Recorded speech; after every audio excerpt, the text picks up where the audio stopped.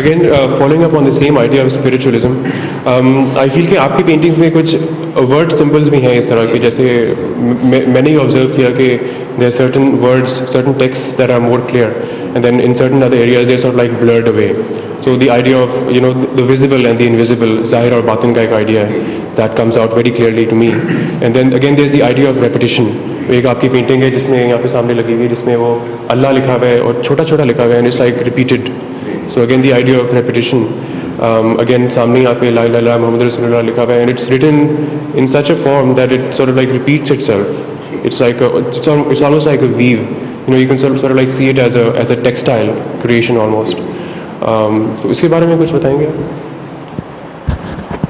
ہاں, پہلا حصہ آپ کے سوال کا یہ تھا کہ کچھ چیزیں ویزیبل ہیں, کچھ انویزیبل ہیں, کچھ نظر آتی ہیں, کچھ مدھم ہیں, اور کچھ بالکل بیک گراؤنڈ میں چلی جاتی ہیں. پینٹنگ جو ہے وہ لیئرز میں کی جاتی ہے, اس کے کئی تہیں ہوتی ہیں, اور ان کی وجہ سے پینٹنگ میں بڑا انٹرسٹ پیدا ہو جاتا ہے. اور میری پینٹنگ چونکہ متاثر ہوا ہوں اسلامی خطاطی سے, جس میں مسودات شامل ہیں, فتاوی ہیں علماء کے,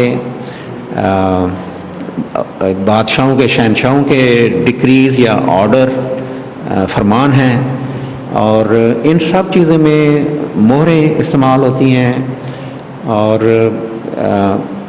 پھر کافی عرصہ گزر جانے کے بعد جو تاریخی مسودے ہیں وہ مدھم ہو جاتے ہیں, کچھ مٹ جاتے ہیں, اور بعض کے نقوش جو ہیں واضح ہیں, بعد میں کیا, تو وہ میرے پس منظر میں یہ رہتا ہے. جب میں یہ پینٹ کرتا ہوں تو یہ جو سین ہوتا ہے ان کا میرے پس منظر میں ہے. اس طرح مساجد وغیرہ میں یا اسلامی تاریخی جو عمارات ہیں ان میں بھی خطاطی کے نمونے ہیں, ان کو جب آپ دیکھتے ہیں ذرا تھوڑے سے فاصلے سے تو ایک تو وہ میری پینٹنگ کی طرح نظر آئیں گے, وہ پڑھے نہیں جائیں گے.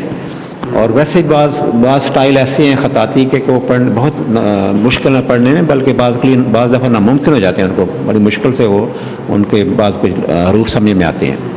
تو وہ بھی میری پینٹنگ میں اب جو دیکھتے ہیں کچھ مٹے ہوئے حروف ہیں, کچھ واضح ہیں, تو ایک لحاظ سے وہ ریئلزم آ جاتا ہے جو آپ مسودات میں یا عمارات میں دیکھتے ہیں.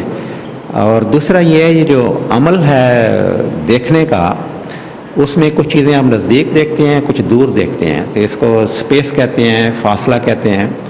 تو قدرت میں بھی فطرت میں بھی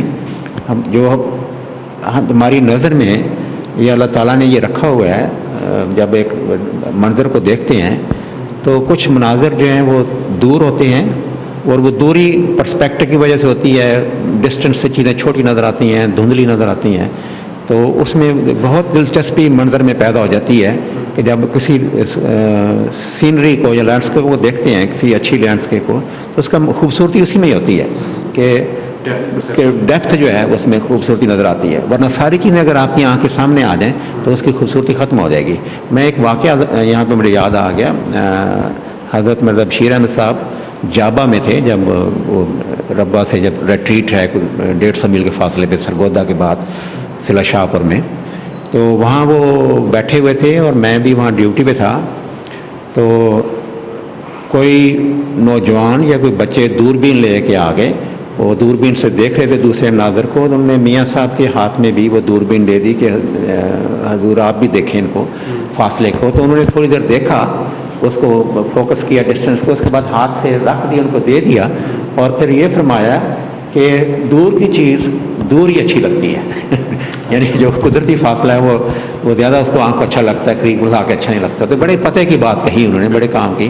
تو یہ جو اسپیس ہے یہ بڑی خوبصورتی ہوتی ہے پینٹنگ میں بھی. وہ جو ایفیکٹ ہے ڈسٹنس کا وہ پینٹنگ کو خوبصورت بناتا ہے.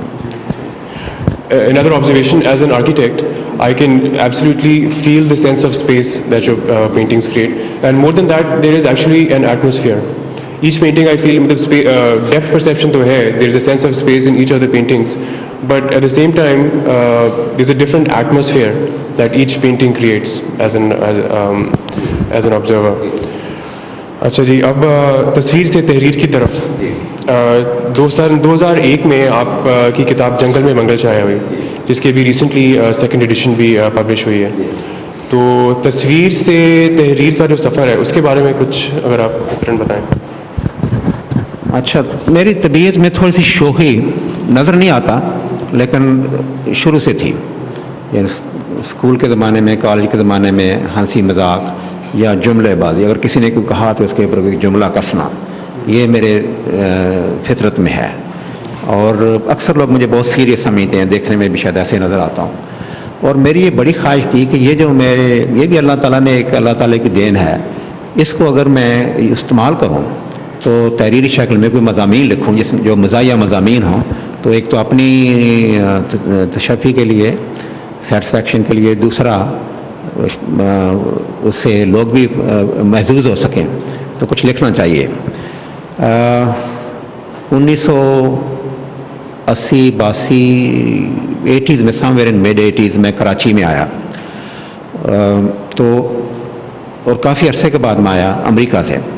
تو امریکہ میں رہنے کے بعد جو تضاد ہے رہنے سہنے کا یہاں پہ، وہ زیادہ نظر آیا، اور کوئی چیزیں بڑی دلچسپ تھیں. تو پھر میں نے نوٹ کیا اور ایک مضمون میں نے لکھا، اور میں نے کہا کیوں نہ اب شروع کر دیا مضمون لکھنا. ابھی کتاب چھاپنے کا ارادہ نہیں تھا، میں نے کہا چلو ایک مضمون تو لکھو. وہ مضمون ہے کراچی میں چند روز، جو اس کتاب میں ہے. اس میں جو ایک واقعہ وہی ہے، جو پہلا واقعہ وہی ہے جو ایئرپورٹ پہ پیش آیا میرے ساتھ. ٹیکسی والے جو آپ کو پکڑنے کی کوشش کرتے ہیں، ہر کوئی کہتا ہے ادھر بیٹھو آ کے، تو اس کو بھی میں نے بہت اللہ تعالیٰ اچھے الفاظ میں نبھایا ہے. تو اس کے بعد پھر کچھ اور مضامین لکھے تو اچھی خاصی کتاب ہوگی.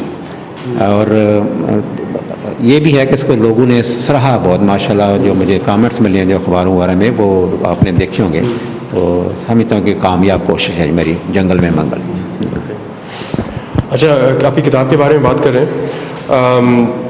آپ نے جب آپ پینٹ کرتے ہیں تو آپ کی کوٹیشن ہے کہ when you paint you are alien to the linguistics of text and close only to its aesthetics.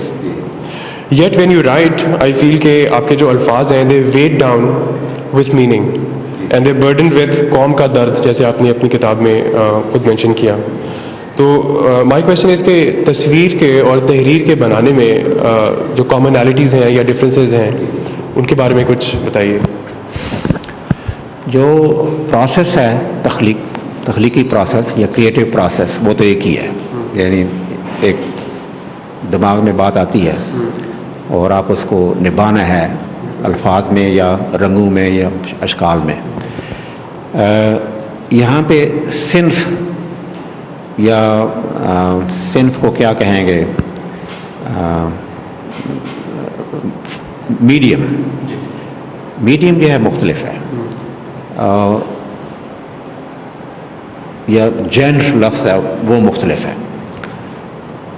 اور خاص طور پہ یعنی تحریر میں بھی شاعری ہے، شاعری میں بھی المیہ شاعری ہے، مزاحیہ شاعری ہے، مرثیے قصیدے ہیں، اور اس طرح نثر میں بھی رومانس ہے، مزاح ہے، ساری چیزیں ہوتی ہیں. تو ان کو جو کہ میں نے شروع میں عرض کیا کہ مجھے مزاح سے دلچسپی ہے، مزاح پڑھتا ہوں، پسند آتا ہے، کوئی لطیفہ سناتا ہے تو مجھے پسند آتا ہے. تو میں نے چونکہ مزاح پہ قلم اٹھایا ہے، تو اس لیے